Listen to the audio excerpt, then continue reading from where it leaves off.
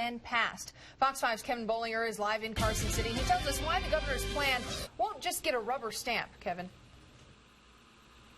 That's right, Christine and John, and it is getting cold here in Carson City. Temperatures expected to drop into the 30s overnight. There's also a bit of frostiness between some lawmakers who aren't seeing eye to eye on the budget in terms of where the money should come from and where it should be spent. The game of chicken has begun. State lawmakers are digging in as the budget battle is heating up.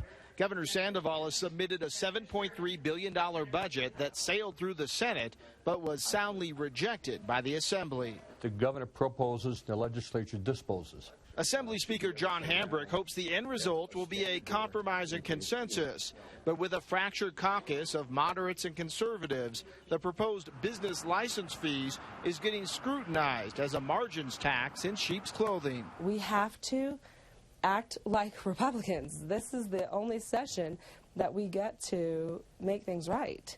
And so when we have a Republican Senate House that introduces the largest tax increase in the history of Nevada, it really is, our responsibility to make sure we kill that bill. But it is a main funding mechanism for things like social services and education, which has Democrats holding firm. We're pleased to finally have Republicans at the table with us willing to properly fund education.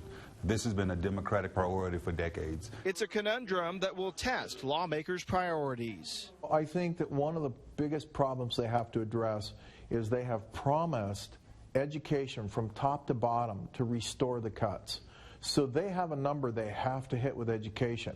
Once they've decided that they're going to hit that number and education backs off on pressuring them, then they've got to find the money to fund the rest of the budget. The swing votes will be in the Assembly, where 15 opposed can kill things. Michelle Fiore says she has 16 votes to change the game, but what happens when the rubber meets the road is still unknown, and the big picture for lawmakers could come into play. We work for the people, and hopefully listeners are sitting down, and I'll repeat that. We work for you, because if we don't do a good job, the ballot box is the best way to remedy that. A more conservative budget alternative is going to be presented by Comptroller Ron Connect and laid out in committee tomorrow. The most likely scenario, though, is that all of these budget plans will be piecemealed out to find some type of middle ground so it can get enough votes to put on the governor's desk. But getting there, not going to be easy. We're live in Carson City. Kevin Bollinger, Fox 5 News, local, Las Vegas.